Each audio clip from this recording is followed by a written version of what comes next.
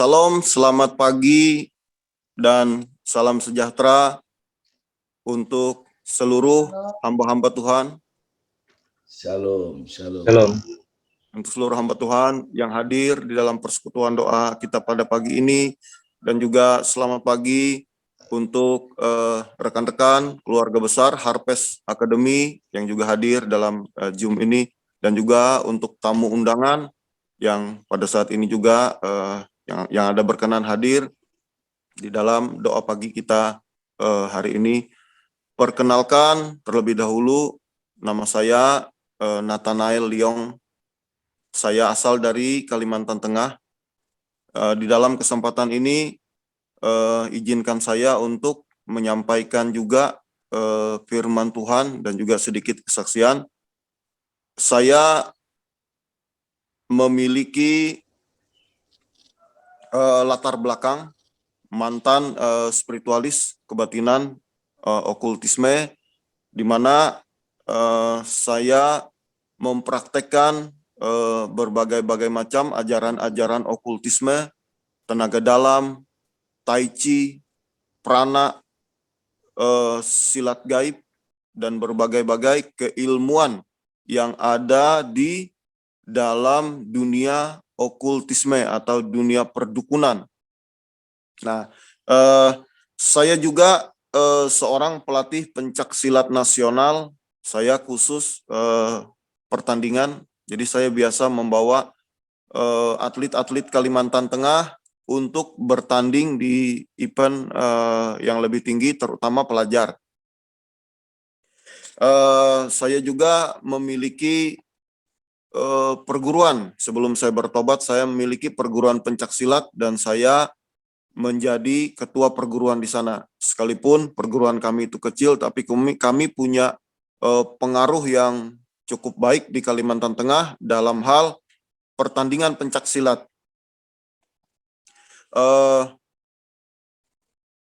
Di dalam perantauan saya di Pulau Jawa waktu itu, saya terakses dengan roh-roh teritorial karena saya mempelajari beberapa gabungan ilmunya kebatinannya orang Jawa, dan saya juga belajar ilmu-ilmu leluhurnya orang Dayak, dan juga seni pernapasan atau seni meditasi.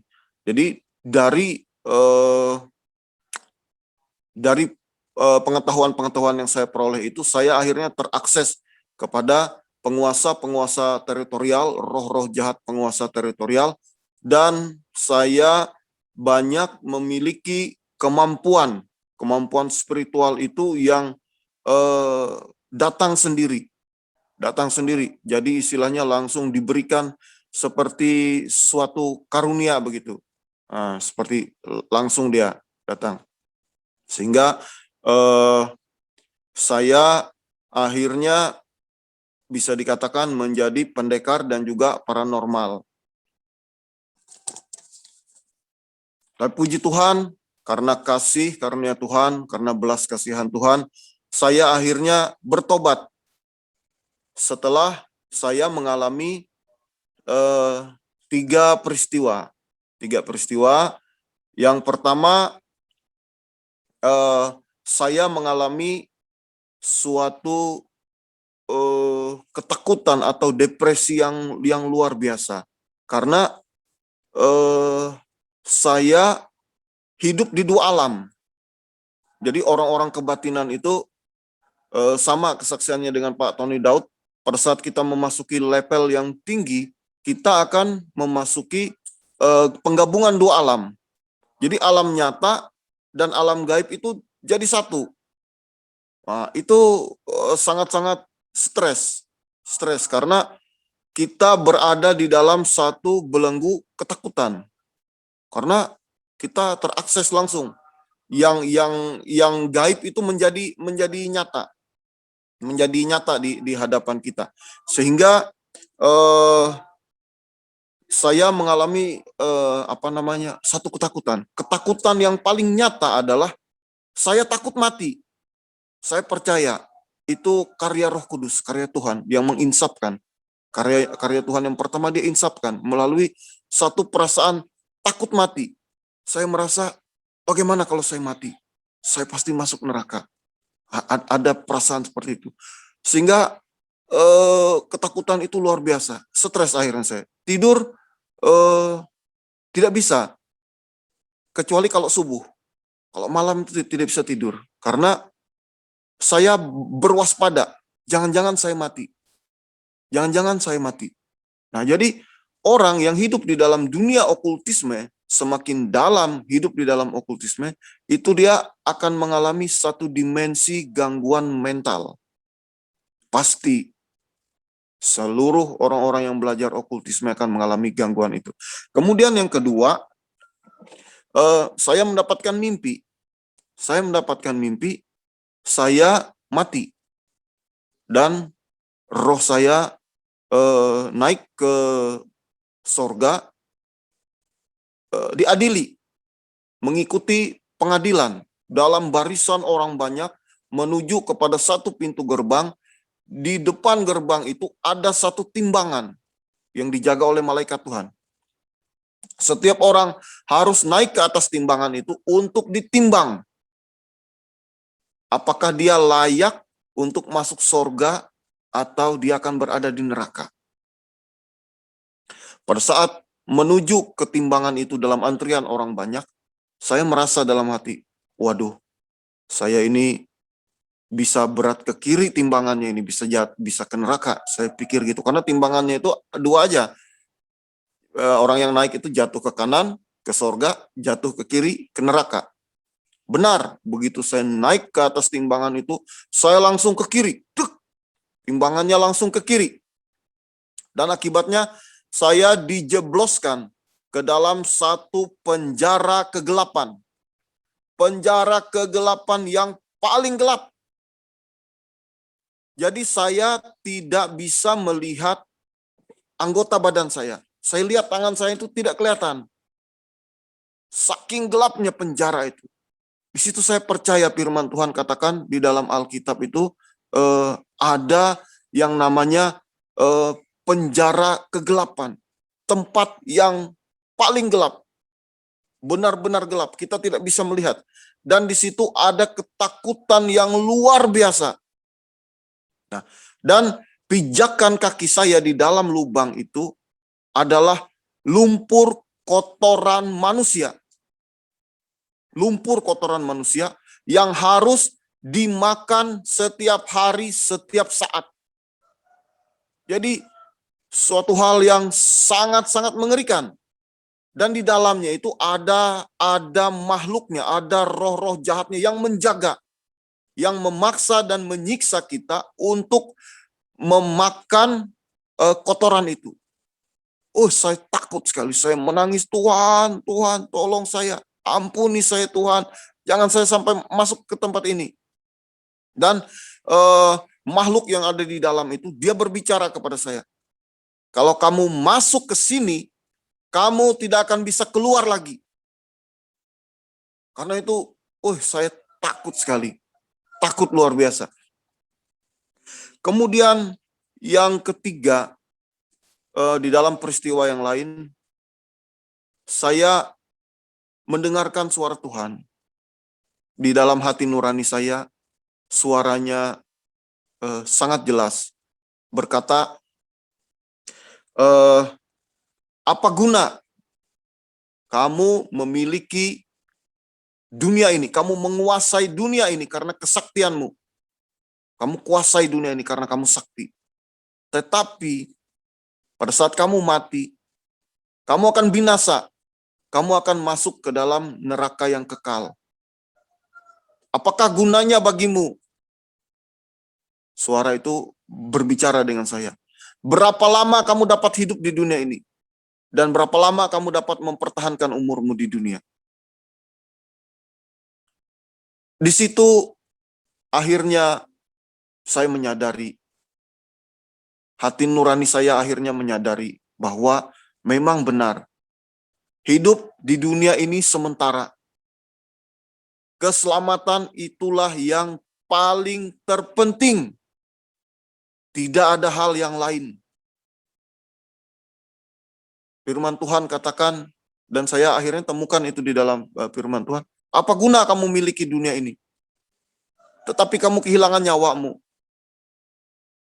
Ini suatu hal yang merugikan. Dan akhirnya saya menyerahkan diri saya kepada Tuhan. Saya bertobat. Saya dibaptis.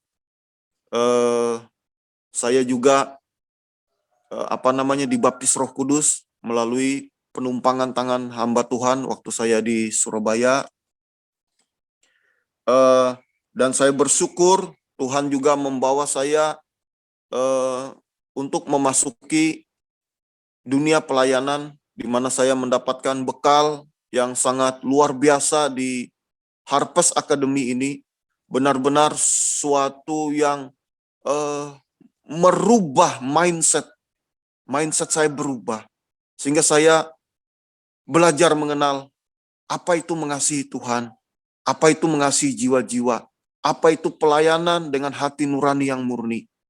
Jadi saya sangat bersyukur dalam kesempatan ini kepada Pak Vincent selaku pimpinan kita yang Tuhan pakai untuk menjadi alat menyampaikan satu pendidikan, pelatihan, dan pemberian ilmu yang sangat berguna di dalam pondasi dasar pelayanan hidup saya selanjutnya. Mungkin itu perkenalan dan kesaksian singkat saya. Selanjutnya kita akan memasuki materi. Saya akan membawakan materi mengenai dunia okultisme. Selintas mengenai dunia okultisme. Kita akan membaca firman Tuhan sebagai dasarnya terambil di dalam Efesus pasal 6 ayat yang ke-12. Efesus pasal 6 ayat yang ke-12. Karena perjuangan kita bukanlah melawan darah dan daging, tetapi melawan pemerintah-pemerintah, melawan penguasa-penguasa, melawan penghulu-penghulu dunia yang gelap, melawan roh-roh jahat di udara.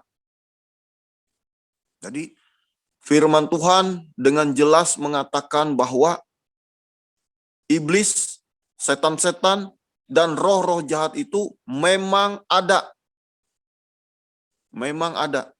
Dan mereka bekerja dalam suatu struktur organisasi yang rapi, solid, dan sistematis untuk melakukan penyesatan terhadap manusia. Sehingga akhirnya manusia yang disesatkan akhirnya akan mati dan masuk ke neraka. Nah, di sini kita akan melihat senjata yang dipakai oleh iblis untuk menyesatkan manusia. Kita melihat yang pertama adalah senjata yang dipakai iblis untuk menyesatkan manusia itu adalah tipu daya. Tipu daya.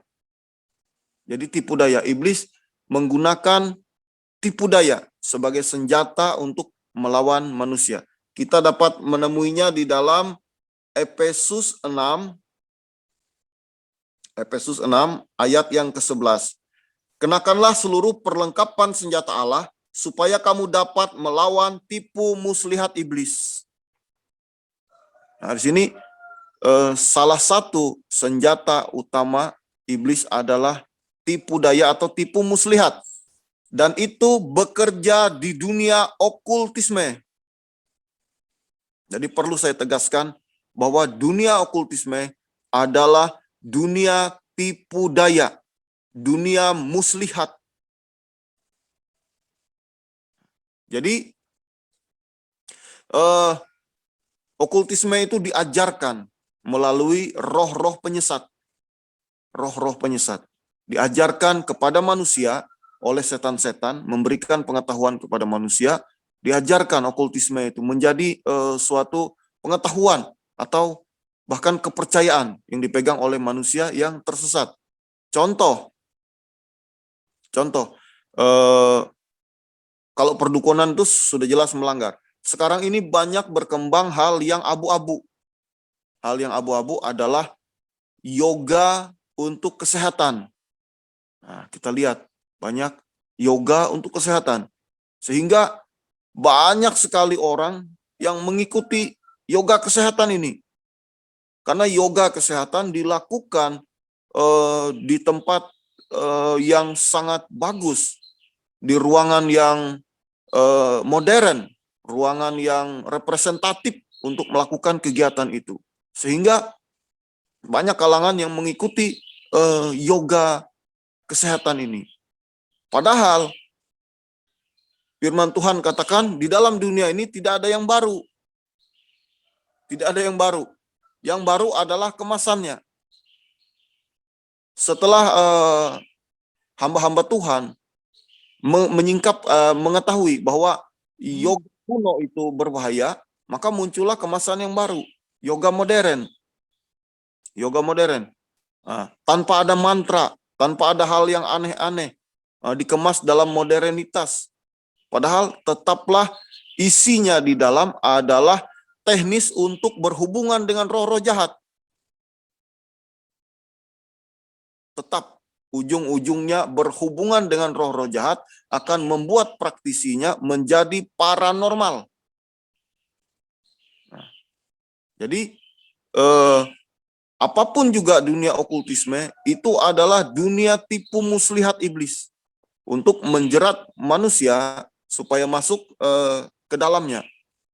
Nah, secara singkat, kemudian yang kedua, senjata iblis yang dipakai untuk melawan. Demikian juga orang yang dipelet, juga orang-orang yang mengalami kebencian di dalam hatinya. Nah, energi kebencian ini yang diambil oleh iblis untuk mengikat orang itu dalam kehendaknya. Jadi sebenarnya iblis tidak bisa melakukan apa-apa. Jerat itu dibuat oleh orang itu sendiri. Itulah sebabnya firman Tuhan katakan bahwa kita harus hidup di dalam kasih. Jangan di dalam kebencian. Jangan di dalam permusuhan, sakit hati. Karena orang-orang demikian akan rentan dengan pelet, santet, rawan.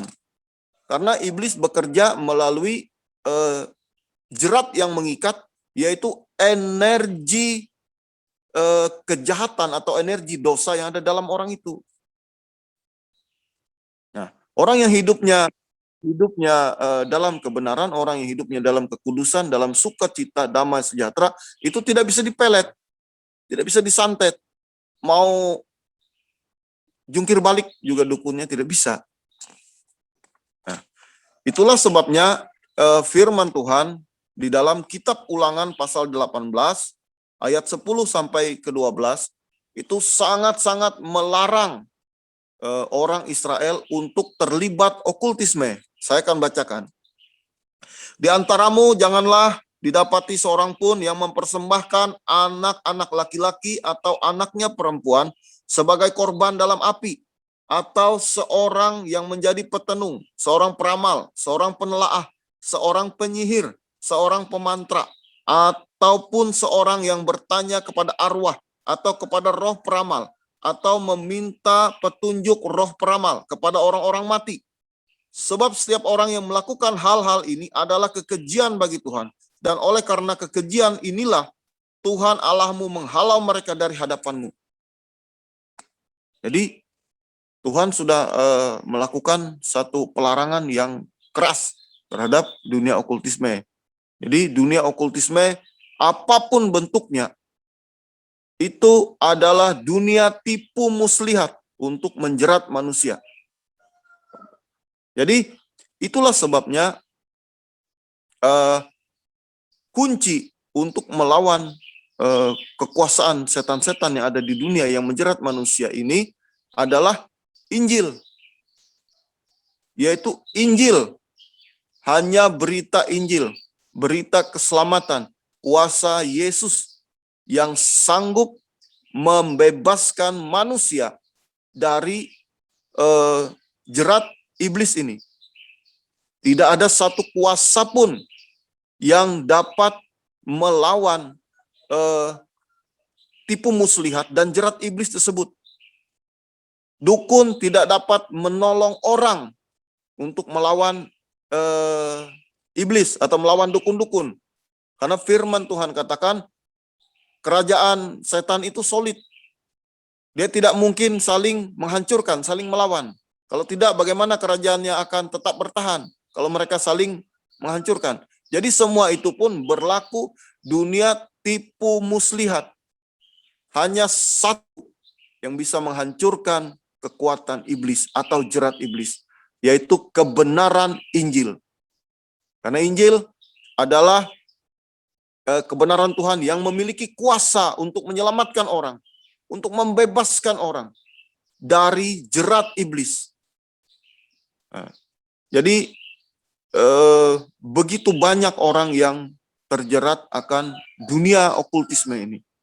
Jadi hal ini menjadi satu perjuangan bagi kita hamba-hamba Tuhan untuk melawan tipu muslihat ini dan mengajarkan kepada jemaat-jemaat, mengajarkan kepada keluarga kita agar berhati-hati mengikuti berbagai-bagai kegiatan yang aneh, sekalipun motifnya kesehatan, motifnya untuk kecantikan, motifnya untuk kesuksesan, motifnya untuk keberhasilan hidup. Saya banyak menemui perkumpulan-perkumpulan yang mengajarkan afirmasi positif. Nah, yang menggunakan teknis instrumen suara gelombang otak. Itu adalah praktek hipnotis. Jadi seseorang menghipnotis dirinya untuk masuk ke dalam alam bawah sadar dan akhirnya tidak memiliki kesadaran. Nah, jadi di sini saya menyampaikan secara selintas bahwa jangan terlibat dunia okultisme. Nah, dan bagi yang sudah terlibat dunia okultisme harus bertobat.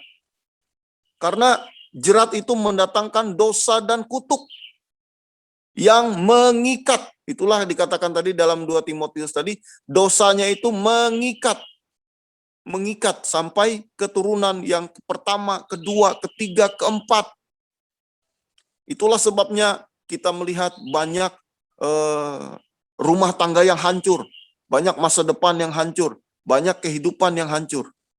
Dan saya adalah saksinya bahwa jerat iblis itu menghancurkan segala hal yang ada di dalam hidup saya.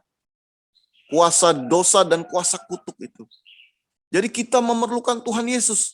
Kita memerlukan keselamatan. Kita memerlukan berita Injil untuk bisa lepas daripada hal itu. Dan hanya Injil yang bisa melepaskan kita. Tidak ada hal yang lain. Dukun tidak bisa menolong kita. Orang pintar tidak bisa menolong kita. Psikolog tidak bisa menolong kita. Dokter tidak bisa menolong kita. Yang bisa menolong kita hanyalah Tuhan Yesus Kristus melalui kebenaran Injil, sukacita, berita Injil, yaitu berita keselamatan, penebusan yang Tuhan sudah lakukan terhadap segala kejahatan dan dosa yang kita lakukan yang menimbulkan kutuk tersebut. Jadi terima kasih saya sudah diberikan kesempatan untuk menyampaikan kesaksian dan sedikit materi firman Tuhan. Mungkin hanya itu yang dapat saya sampaikan, mengingat waktu kita ada acara yang lain, kegiatan yang lain. Saya mengucapkan terima kasih. Demikian yang dapat saya sampaikan. Tuhan Yesus memberkati.